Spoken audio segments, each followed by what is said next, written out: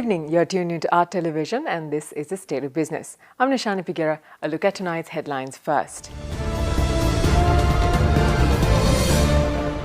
Matching grant scheme agreements of the Agricultural Sector Modernization Programme signed. Proposal to appoint new members to Committee to Prevent Money Laundering and Terrorism Financing approved.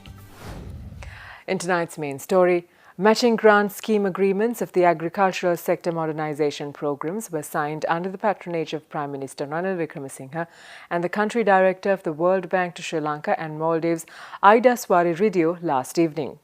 Addressing the media during the ceremony, Prime Minister Ranil Wickremesinghe emphasized the importance of introducing new technology to primary industries to modernize Sri Lanka's agricultural sector. The local entrepreneurs who qualified to receive the matching grant scheme of the Agricultural Sector Modernization Project signed their agreements during the occasion. These agreements aim to double exports by increasing total export income to 30 million rupees by 2025. Today, we have entered into an agreement with the World Bank for the Agriculture Sector Modernization Program. It's to the value of $102 million.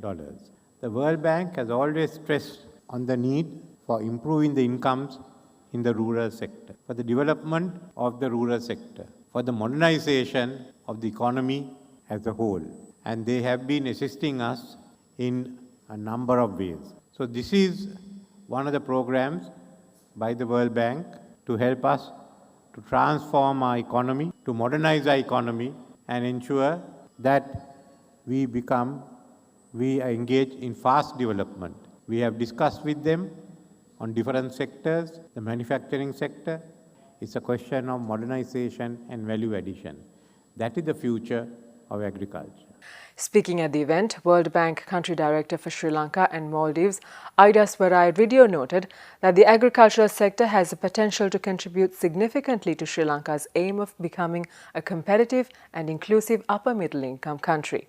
Agriculture holds a very special place in Sri Lanka, from the past and to the present. Support to the agriculture sector is an important priority for the government, but even so for us in the World Bank. The considerable potential in the sector to contribute to the economy of Sri Lanka and to enhance livelihoods and rural households which are dependent on the farming is tremendous. Agriculture has been an important driver of poverty reduction, and it has accounted for about 1/3 of the decline in poverty over the past decade.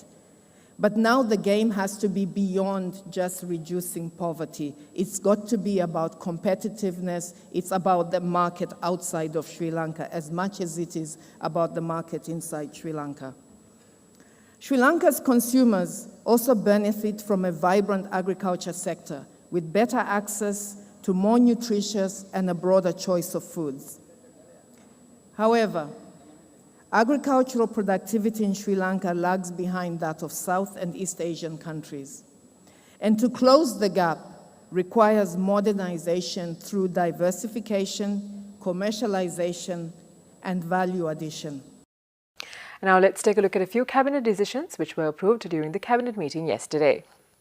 The proposal to appoint new members for the Committee to Prevent Money Laundering and Terrorism Financing was approved by the Cabinet of Ministers. Accordingly, the Commissioner General of the Department of Inland Revenue and the Commissioner General of the Department of Excise and the Director General of the Bribery Commission will be appointed to the committee.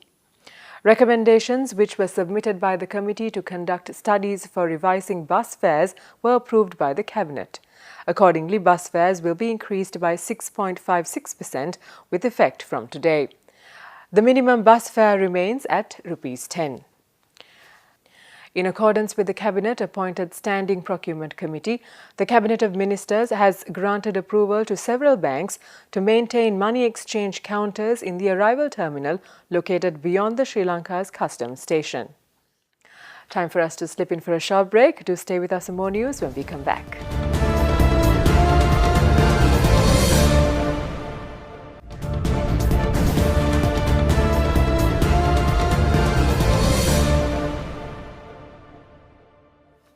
Welcome back. You're watching The State of Business. In more developments tonight, During the Cabinet press briefing held today, Cabinet spokesperson Dr. Rajitha Senaratne made the following remarks with regard to the $1 billion loan received from the Chinese government. නමුත් කොයිතරම් පොලියක් මේකට අය කරනවද? පොලිය කීයද? සාමාන්‍ය soft loans නේ. මට ඒක පිළිතුරක්. පොලිය ගන්නේ 100%කට අඩුවෙන්. ඒතකොට දැන් මේකදී නිමාස අහිමි වෙන අයට ඒ කොහොමද ඒ ගෙවීම් සිදු වෙන්නේ? ඒ ලෝන් එකේ නේද නැත්නම් අපේ රජයේද ඒක ගෙවීම් කරන්නේ? ඒක අපේ රජයේ මුදල් වල ඉන්නේ. ඒක කරන්න දෙන්න. එමත්තුමනේ දැන් පසුගිය කාල සීමාව තුළ ඔබතුමාලා ප්‍රකාශ කළා දැන් පහුගිය ආණ්ඩුව සමයේ ගත්ත ණයබර එක්ක තමයි අපිට සම්වර්ධන ව්‍යාපෘති කරන්න යන්න බැරි නිසා තමයි ඒ commercial loans. ඒ මොකද ලෝක බැංකුව ආධාර දුන්නේ නැහැ. ජාත්‍යන්තර මූල්‍ය ආධාර දුන්නේ නැහැ. එතකොට ආසියානු සංවර්ධන බැංකුව ආධාර දුන්නේ නැහැ. දැන් ඔබතුමා දන්නවා ලෝක බැංකුවම අපිට ඩොලර් බිලියන 2.5ක් දීලා. දැන් මේ පසුගිය දවස්වල සාකච්ඡාවලට ගිහිලා ගිය සතියේ ආසියානු සංවර්ධන බැංකුව ඩොලර් බිලියනයක් පොරොන්දුලා දෙනවා. And now let's take a look at several stories in brief. The ceremony to offer a monthly allowance to veteran artists who contributed their time and effort to nourish local cinema was held under the patronage of President Maithripala Sirisena at the National Film Corporation Auditorium yesterday. The allowance, which had started at 500 rupees each in 1987, was increased to 2,000 rupees in 1998 and has been increased to 5,000 rupees each, and the payments were handed over to 57 artists. This is the first time the allowance was increased since 1998. Jat Holdings recently launched a revolutionary new paint which combines ancient traditions and cutting-edge manufacturing technology. This unique initiative has been created to pay homage to Sri Lanka's rich heritage of temple art, often found in the form of captivating wall murals in temple shrine rooms. The petal paint has been produced with the pigments from dried flower petals and is transformed into liquid paint using innovation from the research and development team at Jat Holdings. Petal paint will soon be available to artists working on temple murals. The initial colors in the range are lotus red, pigeon wing blue, trumpet yellow, marigold orange, and temple flower white, and will be available in 200 milliliter tins. After we come back, it's a stock watch. Do stay with us for that.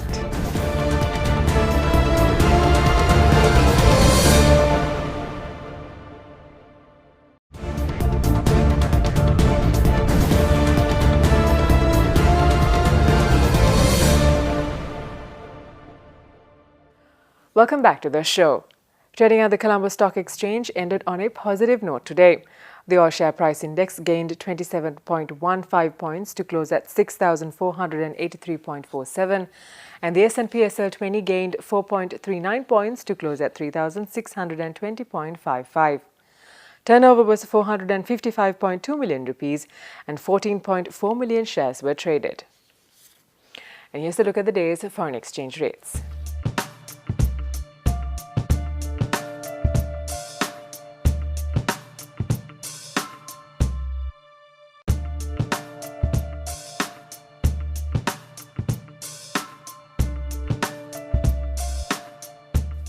And that winds up the show for tonight. Do join us again tomorrow at the same time. Until then, thank you for joining us. Good night.